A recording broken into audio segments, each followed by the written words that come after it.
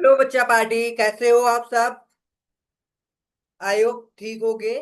आज हम लोग पढ़ेंगे एलएलपी के बारे में, जो कि ये आपका लास्ट सेशन होगा। हमने एलएलपी का सारा टॉपिक कवर करा दिया है भाई। अब बस आपको क्या करना है, अच्छे से इसको क्या करना, बार बार रिवाइज करना है। और इसके हम क्वेश्चन प्रैक्टिस करा देंगे पूरा। ठीक है? पिछले पास्ट ईयर में जो भी आए होंगे और जो जो भी होंगे इस बुक में, वो सारा करा देंगे। बस आपको क्या करना है, प्रोविजन को बार बार रिवाइज करते रहना है। ठीक है? Okay. My name is Sonu Kumar Maurya.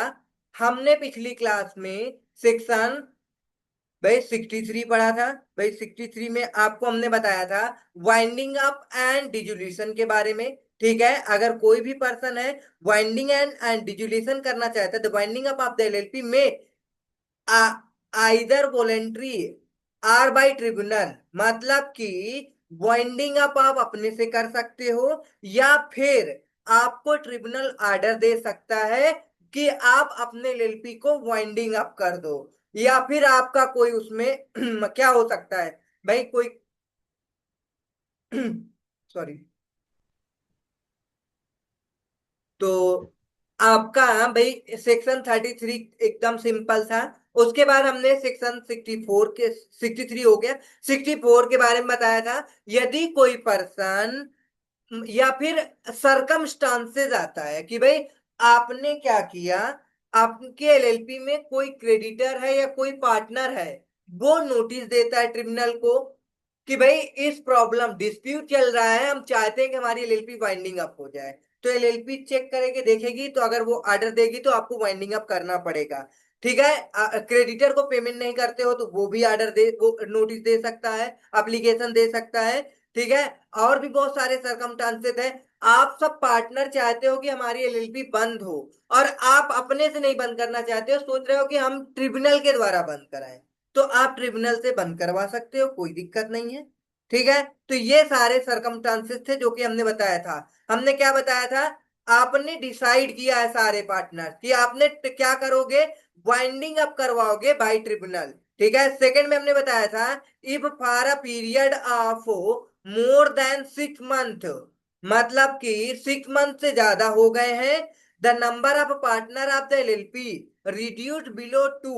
मतलब हमने बताया था कि मिनिमम कितने पार्टनर होने चाहिए भाई, 2। अगर किसी भी सरकमस्टांसेस, किसी भी वजह से एक पार्टनर क्या हो जाता है, कम हो जाता है, अब एक पार्टनर है, तो अब ये एक रिमेनिंग पार्टनर जो बचा हुआ उसके पास टाइम है 6 मंथ का। 6 मंथ में वो चाहे तो क्या कर सकता है, एक दूसरा पार्टनर ढूंढ करके ला करके उसे अपना पार्टनर बना के बिजनेस कर सकता है। ठीक है? अगर नहीं कर पाता और कंटिन्यूअस बिजनेस करता रहता है, तो ट्रिब्यूनल उसकी लायबिलिटी अनलिमिटेड भी कर सकता है, या फिर ट्रिब्यूनल उसे क्या कहेगा, ऑर्डर देगा वाइंडिंग अप के लिए। ओके, समझ में आ गया होगा बी पॉइंट। सी पॉइंट में क्या है, यदि आपने कोई ऐसा, मतलब एलएलपी में कोई ऐसा एक्ट करते हो जो अगेंस्ट है interest of sovereignty and integrity of the India, the security of the state of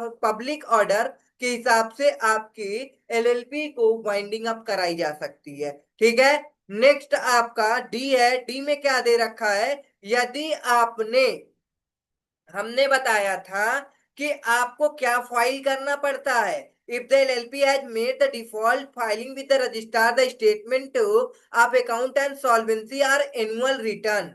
ठीक है ना? Statement of account and solvency and annual return 5 consecutive financial year में आपने क्या किया है, मतलब कि 5 साल लगातार आपने डिफॉल्ट किया है, ये नहीं फाइल किया। ठीक है? आरओसी को, तो आपकी एलएलपी को, एमसीक्यू याद रखना आपको, account statement of account and solvency कितने दिन में आरओसी जमा करना होता है, एनुअल रिटर्न कितने दिन में, ये सब हम पिछले सेशन में बताए थे। अब आपको है कि आप याद रखते हो कि नहीं, एमसीक्यू में पूछता है। ठीक है भाई? 6 मंथ था और 60 डेज था। अब हम नहीं बताएंगे, ठीक है, बार बार आपको याद करना पड़ेगा। फिर ई पॉइंट में, if the tribunal is of the opinion that just and equitable, हमने बताया था जस्ट एंड इक्विटेबल के बारे में कि भाई 4 पार्टनर है, 2 पार्टनर किसी भी ऑर्डर को निकालने के लिए कहते हैं यस, ठीक है। और दो पार्टनर क्या करते हैं कि नो, ठीक है, यस नो, मतलब कहने का मेजोरिटी मिल ही नहीं पा रही है। तो इस तरह से कैसे बिजनेस हो पाएगा भाई? गलत बात है। बिजनेस करना है तो सबकी ओपिनियन मिलनी चाहिए। तो फिर इस केस में ट्रिब्यूनल क्या करेगा? आप बिजनेस कर रहे हो या फिर तमाशा, तो आपका बिजनेस क्या करेगा?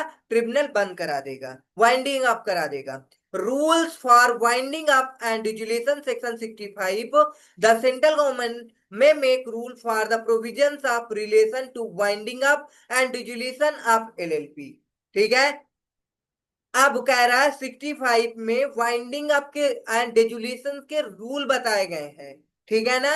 तो ये कौन बनाता है रूल? एमसीक्यू में याद रखना, सेंट्रल गवर्नमेंट में मतलब बनाती है, make make rules for the provision relation to winding up and dissolution of LLP. अब हमारा मिसलेनियस कुछ सेक्शंस है जिसमें आपका business transaction of partner with LLP. कहने का क्या मतलब है? सेक्शन 66 में a partner may lend money to and transact other business with the LLP and has the same right and obligation with respect to the loan and other transaction as per provision who is not a partner। मतलब क्या है? कोई partner है, अब LLP से कोई transaction करता है, ठीक है ना? सपोज एलएलपी को क्या देता है? लोन दे देता है, या फिर एलएलपी से कोई लोन ले लेता है, या कुछ भी, मतलब एलएलपी से कोई ट्रांजेक्शन पार्टनर करता है, ठीक है ना? तो उसे हम पार्टनर ना ट्रीट करके, जैसे हम किसी और से लोन लिया है वैसे ही हम ट्रीट करेंगे।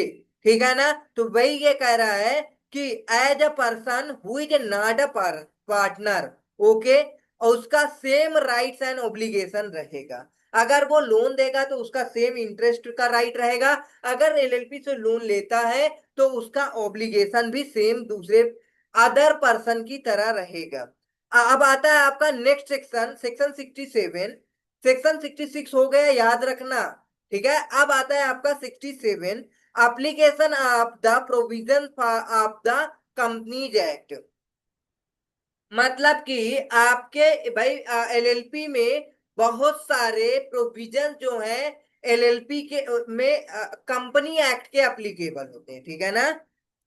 जैसे कि आपको फर्स्ट सेक्शन भाई 67 सबसेक्शन 1 में, the central government by notification in the official gazette direct that any of the provisions of the companies act 2013 specified in the notification shall apply to any LLP. ठीक है, simple सी बात है।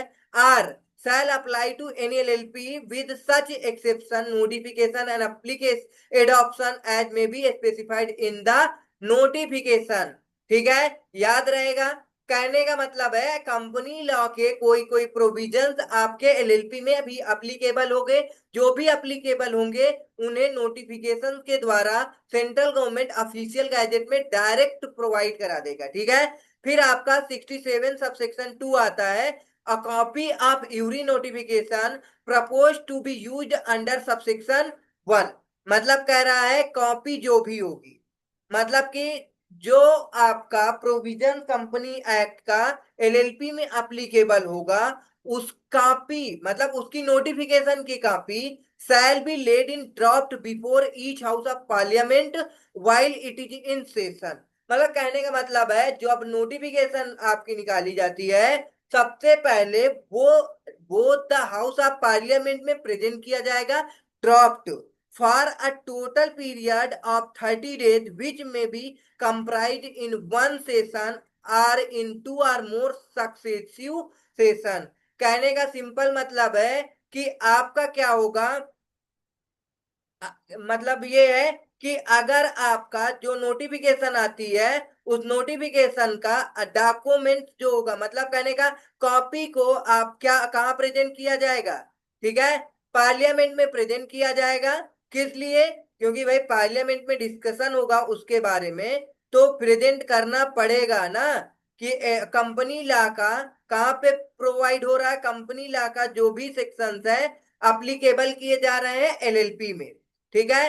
तो अब आगे क्या है, for a total period of 30 days which में comprise in one session or two और more successive session and if before the expiry of the session मतलब कि सेशन के एक्सपायरी के बाद immediately following the session or the successive session offers at both the house agree in the disapproving the issue of notification or both house agree or making any modification in notification। भाई जो notification निकलती है उसको आपका जो भाई parliament है वो डिसअप्रूव भी कर सकती है, अप्रूव भी कर सकती है, कोई नोटिफिकेशन भी बोल सकती है कि इस भाई इस नोटिफिकेशन में ये मॉडिफिकेशन करना है। ठीक है, जो मॉडिफिकेशन करना होगा वो भी बताएंगे। ठीक है, फिर कह रहा है next, the notification shall be issued or as the case may be shall if issued only in such modified form as may be agreed upon by both the houses। अगर देखो पार्लियामेंट ने क्या किया, मॉडिफिकेशन करने के लिए बोला, अब नोटिफिकेशन में मॉडिफिकेशन कर दिया गया है तो अब उसे क्या किया जाएगा, एग्री किया जाएगा किसमें, हाउस ऑफ पार्लियामेंट में। ठीक है, ये सेक्शन आपका कौन सा था, 67। ठीक है, 67 में सबसेक्शन 1 सबसेक्शन 2, सबसेक्शन 1 इंपॉर्टेंट है कि मतलब बहुत सारे प्रोविजन कंपनी एक्ट के एलएलपी में अप्लीकेबल होते हैं। ठीक है, और बहुत सारे भाई एक्सेप्शन मॉडिफिकेशन एडॉप्शन भी हो सकते हैं। फिर उसका सबसेक्शन 2 आया जिसमें आपको ये बताया गया जो नोटिफिकेशन है उसकी कॉपी पार्लियामेंट को क्या की जाएगी, भाई ट्रांसफर की जाएगी, वहां से एग्री की जाएगा। अगर एग्री नहीं करता, वो क्या डिसएग्री करता है या फिर किसी भी मॉडिफिकेशन के बारे में कहता है तो उसे करना पड़ेगा, करने के बाद फिर पार्लियामेंट में प्रेजेंट करो और बाद में वो उसे क्या कर देगा, अप्रूव्ड कर देगा। ठीक है, अब आएगा payment of additional fees section 69। मतलब सेक्शन 69 है जिसमें आपको एडिशनल फीस के बारे में बोलेगा।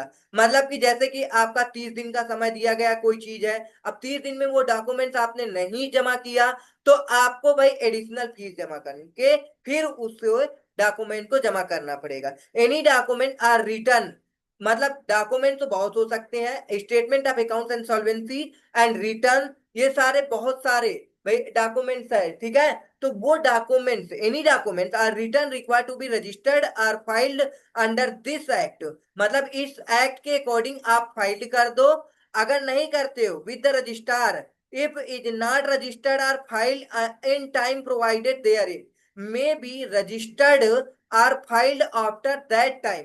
मतलब वो टाइम जो डे ड्यू टाइम था वो वो टाइम पे आपने नहीं कंप्लीट मतलब फाइल कर पाया। ठीक है, तो आप क्या आप कब फाइल करोगे भाई, उसके लेट में फाइल करोगे तो आपको क्या पे करना पड़ेगा, payment of such additional fees. देखो हर सेक्शन में नहीं एडिशनल फीस के बारे में बताया, तो इसने भाई ऐसे हर सेक्शन में एडिशनल फीस के बारे में बताता तो भाई आपका लॉ जो एलएलपी का प्रोविजन है और ज्यादा लंबा हो जाता। आप तो ऐसे ही बोर हो चुके होंगे इतने दिन से एलएलपी एलएलपी पढ़ पढ़ के। ठीक है, तो इन्होंने एक सेक्शन अलग से बनाया सेक्शन 69 जिसमें एडिशनल फीस के बारे में बोल दिया। एनी डॉक्यूमेंट मतलब कोई भी अब डॉक्यूमेंट है एलएलपी से रिलेटेड है, अगर जो उसका ड्यू टाइम पीरियड दे रखा है उस टाइम पे आप नहीं जमा करोगे तो आपको, अगर भाई टाइम पीरियड कंप्लीट होने के बाद जमा करते हो तो आपको एडिशनल फीस जमा करनी होगी। Payment of such additional fees as may be prescribe in addition to any fees as is payable for filing of such document or return. ठीक है, प्रोवाइडेड दैट, अब ये एक्सेप्शन है, such document or return shall be filed after the due date of filing without prejudice to any other action और liability under this act provided further that. फिर से exception आ गया भाई, इसको भी वो क्या ओवर रूल कर रहा है, different fees or additional fees may be prescribe for the different classes of the limited liability partnership are different document for a return required to be filed under this act rules made thereon। मतलब कि additional fees अलग अलग case में अलग अलग document के case में अलग अलग डिफर कर सकती है। सिंपल सी बात है भाई, अगर कोई भी डॉक्यूमेंट्स आप फाइल करना है ड्यू टाइम से आप नहीं फाइल करते हो तो आपको क्या देना पड़ जाएगा, एडिशनल फीस पे करनी पड़ जाएगी। बट एडिशनल फीस को प्रिस्क्राइब किया जाएगा अलग अलग सेक्शन में कितनी एडिशनल फीस आपको लगेगी, जैसे हमने पेनल्टी वगैरह के बारे में बताया था।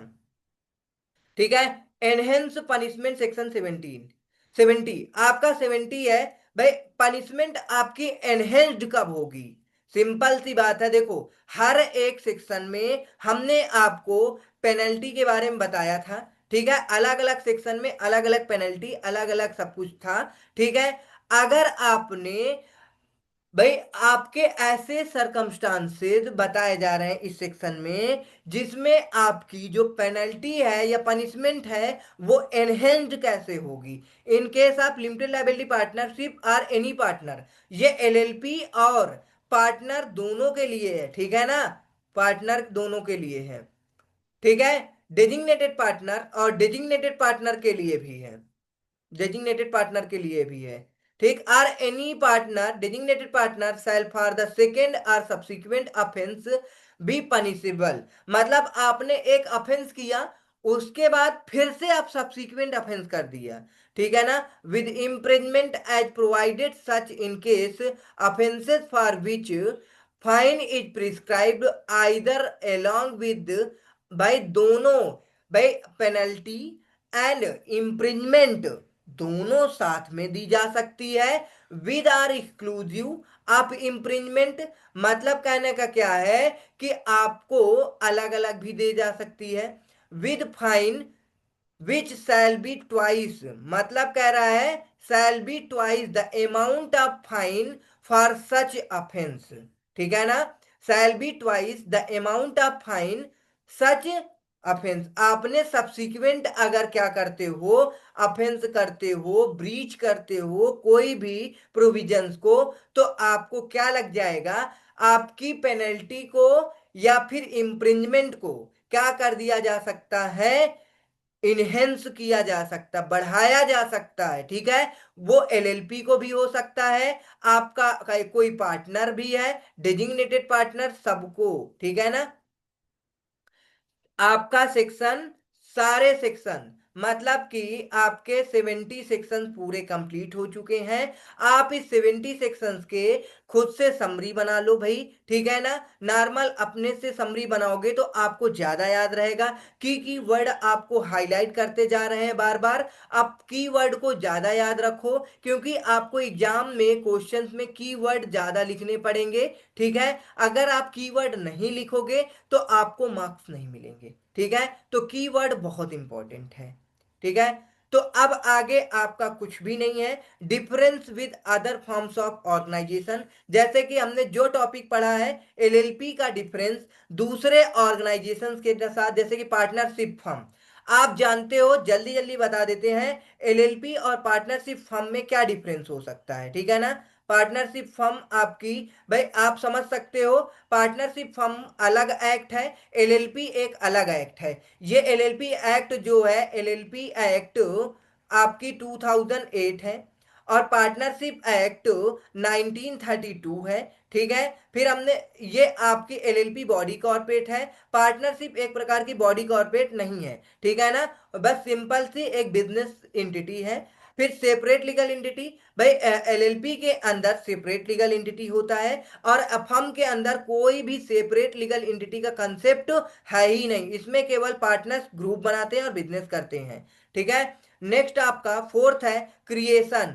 आप इसे रजिस्टर कराओगे जब आप एलएलपी एक्ट के अंदर, तो आपकी एलएलपी क्या हो जाएगी, क्रिएट हो जाएगी। और इसमें आप जब एग्रीमेंट करोगे, सिंपल आप पार्टनरशिप फर्म में एग्रीमेंट कर लो, टू आर मोर पार्टनर मिल करके। ठीक है, सारा कुछ एलिमेंट बताए जाएंगे, mutual agency, two or more partners, agreement, profit sharing ratio, ये सब है, तो आपकी पार्टनरशिप हो जाएगी। ठीक है ना, आगे आपका रजिस्ट्रेशन क्या है, रजिस्ट्रेशन, रजिस्ट्रेशन इज मैंडेटरी है एलएलपी के अंदर अंदर। ठीक है ना, सिंपल सी बात है। लेकिन अगर हम बात करें पार्टनरशिप फर्म की, तो पार्टनरशिप फर्म में रजिस्ट्रेशन क्या है, आपके वॉलेंट्री भी करा सकते हो बट मैंडेटरी नहीं है। ठीक है ना, अगर आप रजिस्ट्रेशन कराते हो तो कुछ एडवांटेज आपको मिल जाएंगे। ठीक है, ओके, जो कि आपको अच्छे से पार्टनरशिप एक्ट में पढ़ाया जाता है। ठीक है ना, फिर आगे परपेचुअल सक्सेशन क्या होता है। परपेचुअल सक्सेशन का सिंपल सा मतलब होता है, अगर आपकी एलएलपी एक बार आपने रजिस्टर करा लिया है, ठीक है, तो आपके एलएलपी के अंदर पार्टनर आते हैं जाते हैं, बट एलएलपी में किसी भी प्रकार एक के एलएलपी के एग्जिस्टेंस में किसी भी प्रकार का इंपैक्ट नहीं पड़ता है। ठीक है ना, but in case of partnership firm, भाई डेथ होने के केस में ठीक है ना। मान लो दो पार्टनर्स हैं, दो पार्टनर्स में एक पार्टनर की डेथ हो गई, तो भाई आपको वाइंडिंग अप करना पड़ जाएगा। तो इसमें किसी भी प्रकार का परपेचुअल सक्सेशन का कंसेप्ट नहीं एग्जिस्ट करेगा। ठीक है ना। फिर आपका नेक्स्ट है नेम के बारे में। आप एलएलपी में नेम का यूज का कहने का मतलब है, आप शॉर्ट सफिक्स फॉर्म यूज कर सकते हैं एलएलपी, ठीक है ना, या फिर आप कोई भी नाम यूज कर सकते हैं, ठीक है, बट वो आपका अनडिजायरेबल नहीं होना चाहिए, या फिर किसी के नियरली रिजेंबल नहीं होना चाहिए, किसी कंपनी किसी आपकी एलएलपी के नियरली रिजेंबल नहीं होना चाहिए। ठीक है। फिर आपका इसमें नेम के बारे में, इसमें नेम का कोई भी चीज नहीं है, एज पर चॉइस आप क्या कर सकते हो, पार्टनरशिप फर्म में नेम रख सकते हो। ठीक है ना। लाइबिलिटी क्या होती है, एलएलपी के अंदर लिमिटेड होती है। सारे पार्टनर्स की लाइबिलिटी क्या होती है, उनके कंट्रीब्यूशन पे डिपेंड करती है। हमने बार बार बताया है, अगर दो तीन पार्टनर है, जितने के लिए वो कंट्रीब्यूशन के लिए एग्रीड करेंगे उतने के लिए वो लाइबल होंगे, ठीक है ना, उससे ज्यादा के लिए वो लाइबल पर्सनली नहीं होंगे। बट पार्टनरशिप फर्म में पर्सनल लाइबिलिटी आ सकती है। ठीक है ना। अनलिमिटेड लाइबिलिटी है इसमें। अब आगे आपका क्या है, एलएलपी में म्यूचुअल एजेंसी। भाई एक पार्टनर दूसरे पार्टनर को क्या नहीं कर सकता, बाइंड नहीं कर सकता एलएलपी में। तो mutual each partner can bind the LLP, मतलब पार्टनर एलएलपी को बाइंड कर सकता है, ठीक है, अपने एक्ट पे, बट नॉट अदर पार्टनर। ठीक है। तो इसमें क्या होता है, each partner can bind the firm as well as other partner by his own. मतलब कि कहने का, इसमें म्यूचुअल एजेंसी होती है।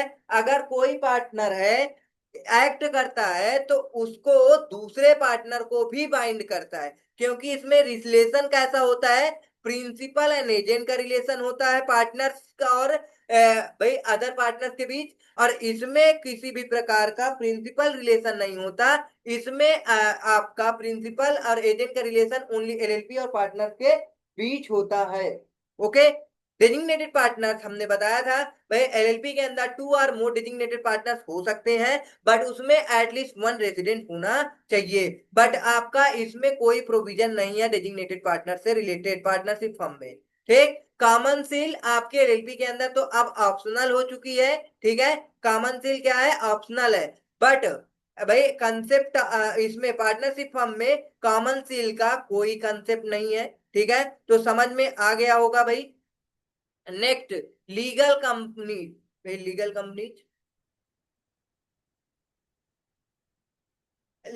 लीगल कंप्लायंसेस, लीगल कंप्लायंसेस का मतलब होता है वर्क को मैनेजमेंट, मतलब मैनेज करना।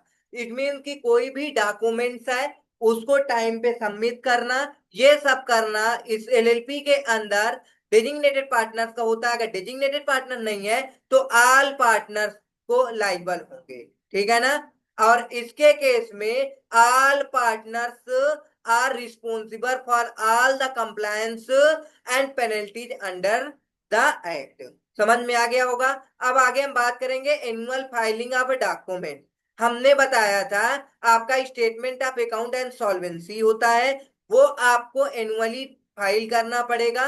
एक क्या होती है, एनुअल रिटर्न होती है, जो आपकी एलएलपी के इन होने पे, मतलब फाइनेंशियल ईयर इन होने पे, एलएलपी के इन नहीं, फाइनेंशियल ईयर के इन होने पे आपको आरओसी को जमा करना पड़ता है। ठीक है ना। फिर कह रहा है इस केस में, पार्टनरशिप फर्म के केस में, partnership firm is not required to file annual document with the registrar of the firm. ठीक है ना, इसमें रिक्वायर्ड नहीं है। अब आपकी फॉरेन पार्टनरशिप, मतलब कि आपका एलएलपी में फॉरेन फॉरेन एलएलपी हो सकती है, फॉरेन का बंदा एलएलपी का पार्टनर बन सकता है। ठीक है ना। तो यही कह रहा है foreign national can become a partner in LLP. फिर इसमें कह रहा है पार्टनरशिप फर्म में foreign national can not become a partner in the partnership firm में। ठीक है। माइनर, अब एलएलपी में भाई माइनर का कोई जगह नहीं है, आपको पता है, minor can not be admitted to the benefits of LLP. But partnership firm में आपको इन जनरल माइनर का कोई रोल नहीं है पार्टनरशिप फर्म में भी। ठीक है ना। लेकिन ओनली फॉर बेनिफिट के लिए आप माइनर को एडमिट कर सकते हो। But all the partners approval होना चाहिए, मतलब all consent of all the partner.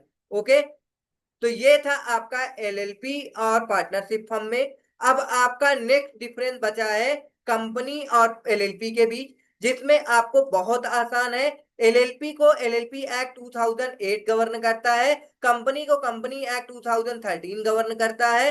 ठीक है ना, रेगुलेटिंग एक्ट है। मेंबर्स एंड पार्टनर, आप जानते हो एलएलपी के अंदर टू आर मोर पार्टनर्स होते हैं, are known as a partner, और इसमें कंपनी में मेंबर होते हैं। अब डिपेंड करता है आपकी कौन सी कंपनी है। भाई पब्लिक कंपनी है तो मिनिमम 7 मेंबर्स होने चाहिए, मैक्सिमम की कोई लिमिट नहीं है, ठीक है ना, मिनिमम 7। और आपका पब्लिक कंपनी है तो मिनिमम 2 मेंबर्स होने चाहिए और मैक्सिमम 200 होना चाहिए। ओपीसी है तो आपका 1 मेंबर होना चाहिए। तो ये डिपेंड करता है भाई आपकी कंपनी कौन सी है। ओके, अब आपका नेक्स्ट क्या है, internal governance and structure. Internal governance and structure का मतलब क्या होता है, the internal governance structure of the LLP is governed by the contract agreement between the partners. मतलब एग्रीमेंट के अकॉर्डिंग यहाँ पे सारा सब कुछ इंटरनल गवर्नेंस चलता है। ठीक है ना, मतलब कि एलएलपी में जो पार्टनर्स होंगे वो आपस में डिसाइड करेंगे कि हाँ ये पार्टनर क्या वर्क करेगा, इसकी क्या ड्यूटी है और इसका क्या राइट्स है। अगले पार्टनर को डिसाइड करेंगे कि इसकी क्या ड्यूटी है और इसकी क्या राइट्स है। यही है गवर्नेंस। आई थिंक समझ में आ गया होगा गवर्नेंस का मतलब क्या होता है, ठीक है ना। The internal governance structure of the company is regulated by the statute of the company act 2013 के द्वारा, ठीक है ना। फिर आपका नेम, भाई हमने आपको एलएलपी केस में नेम में बताया था, सफिक्स एलएलपी लगा सकते हो या फिर ऐसे लिख सकते हो, हमने जो बताया था वो नहीं होना चाहिए, ठीक है ना। अब आपका इसमें कंपनी में, कंपनी आपकी डिपेंड करती है भाई भाई मतलब नेम डिपेंड करता है कंपनी कौन सी है। पब्लिक कंपनी है, प्राइवेट कंपनी, ओपीसी है। पब्लिक कंपनी है तो लिमिटेड लगा दो, प्राइवेट कंपनी है तो प्राइवेट लिमिटेड लगा दो, ठीक है। तो अब वो ओपीसी है तो ओपीसी लिख दो। नंबर ऑफ पार्टनर्स हमने बता दिया, इसमें मिनिमम 2 मेंबर्स होते हैं और इसमें मैक्सिमम की कोई लिमिट नहीं होती है, ठीक है ना। पार्टनर कौन कौन बन सकता है एलएलपी के अंदर, individual, body, corporate through the nominee. Body corporate भी बन सकता है मेंबर एलएलपी का, बट नॉमिनी के साथ। और इसमें प्राइवेट सॉरी कंपनी के केस में, कंपनी में डिपेंड करता हमने बता ही दिया था, मिनिमम 2 मैक्सिमम 200। और पब्लिक कंपनी के केस में minimum 7 maximum no limit, 1 person company के केस में 1। और लाइबिलिटी ऑफ द मेंबर इसमें क्या होती है, limited as per agreed contribution के केस में। और इसमें मेंबर की लाइबिलिटी लिमिटेड होती है, बट डिपेंड करता है कि उसका अमाउंट कितना पेड है कितना अनपेड है। अनपेड अमाउंट के लिए वो लाइबल होगा in the case of company limited by share है, ठीक है ना। अगर कंपनी लिमिटेड बाय गारंटी होता, जितने के लिए गारंटी करते उतने के लिए लाइबल होंगे, ठीक है। मैनेजमेंट इसमें डेजिग्नेटेड पार्टनर मैनेज करता है, यदि किसी को ऑथराइज किया जाता है वो मैनेज करता है। बट अगर हम बात करें आपका इसमें कंपनी में बोर्ड ऑफ डायरेक्टर क्या करते हैं, बिजनेस को मैनेज करते हैं, जो कि अपॉइंट किए जाते हैं शेयर होल्डर के द्वारा, ठीक है। अब हम आगे नेक्स्ट बट नॉट लिस्ट में क्या है आपका 8 point, minimum number of director and designated partners. मतलब कि भाई मिनिमम 2 डेजिग्नेटेड पार्टनर होते, मैंने बताया था। प्राइवेट कंपनी केस में मिनिमम 2 डायरेक्टर्स और पब्लिक कंपनी केस में minimum 3 director. Okay, I hope difference आप सबको समझ में आ गया होगा अच्छे से, ठीक है। हमने दो डिफरेंस कराया, मतलब एलएलपी और पार्टनरशिप फर्म का बीच डिफरेंस। फिर हमने कराया पार्टनर एलएलपी एंड कंपनी के बीच। तो अगर आपको भाई कंपनी के बारे में पता नहीं है तो जो जो हमने बताया वो आपको अच्छे से याद कर लेना है भाई, क्योंकि डिफरेंस भी पूछा जाता है, ठीक है। और अगर आपको भाई कंपनी लॉ जब पढ़ाएंगे, कंपनी एक्ट जब पढ़ाएंगे, कंपनी एक्ट 2013, तो उसमें कंपनी के बारे में बताएंगे ही बताएंगे। एलएलपी के बारे में हमने बता ही दिया है पूरा सब कुछ। अब पार्टनरशिप की बात करें तो पार्टनरशिप जो भी बच्चा अगर भाई वो डायरेक्ट एंट्री लिया है तो उसको दिक्कत होगी पार्टनरशिप फर्म में। और जो बच्चा किससे आया है, फाउंडेशन क्लियर करके आया है, तो सीए फाउंडेशन में भाई पार्टनरशिप फर्म थी, पार्टनरशिप एक्ट 1932 है, और वो पढ़ करके आया होगा तो उसके सारे डिफरेंस समझ में आ गए होंगे। जो डायरेक्ट एंट्री किया होगा उसको थोड़ा से समझने में दिक्कत हुई होगी, थोड़ा से, ठीक है। बट बार बार इसे पढ़ोगे तो समझ में आएगा, याद भी रहेगा, ठीक है। आई होप अच्छे से सब कुछ क्लियर हो गया होगा भाई। अगर किसी भी प्रकार का डाउट है एलएलपी से रिलेटेड तो आपको कमेंट्स करना है, ठीक है। ओके। और दोस्तों को भाई शेयर करो और लाइक करो, सब्सक्राइब करो। ठीक है, मिलते हैं। अब देखते हैं कि भाई क्वेश्चन प्रैक्टिस करेंगे या फिर नेक्स्ट चैप्टर को स्टार्ट करेंगे। ठीक है। Okay, thanks for watching. मिलते हैं नेक्स्ट सेशन में नेक्स्ट चैप्टर के साथ या फिर नेक्स्ट टॉपिक के साथ।